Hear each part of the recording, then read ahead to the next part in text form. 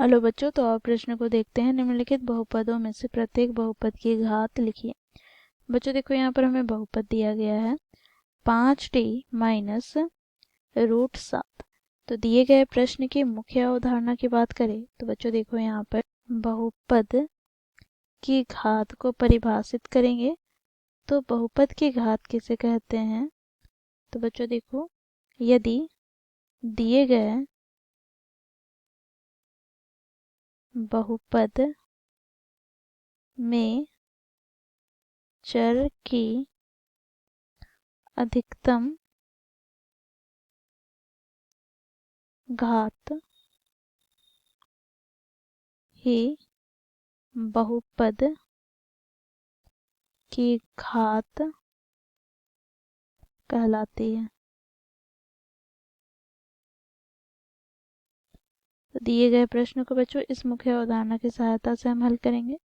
बच्चों देखो, प्रश्न बहुपद दिया गया है 5t माइनस √7। तो यहाँ से हम देखें तो बच्चों देखो, इस बहुपद में चर क्या है? तो t, तो इसे हम लिखेंगे। इसलिए दिए गए बहुपद t चर में है। तो यहाँ से बच्चों हम इसे क्या लिख सकते हैं? तो इसे हम बहुपद को pt लिख सकते हैं। तो बच्चों ये बराबर क्या हो जाएगा?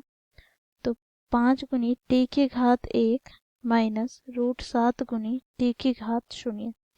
बच्चों देखो, किसी भी पद की घात यदि हम 0 करें तो यह हमें 1 के बराबर प्राप्त होता है। तो यहाँ से हमें 1 बराबर प्राप्त हो गया। अब बच्चों देखो, हम यहाँ पर देखेंगे इस बहुपद में t की अधिकतम घात कितनी है? तो यहाँ लिखेंगे चर t की अधिकतम घात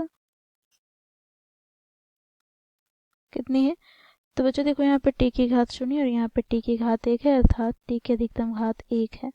तो यहाँ से हम निष्कर्ष निकालते हैं, अतः बहुपद की घात क्या हो जाएगी? तो t के अधिकतम घात के बराबर अर्थात 1 के, तो यहाँ से बहुपद की घात हमें 1 प्राप्त हुई। तो इस प्रकार बच्चों हम लोगों ने मुख्य अवधारणा की सहायता से दिए गए प्रश्न को हल किया। आशा करती हूँ आप लोगों को यह प्रश्न समझ में आया होगा। धन्यवाद।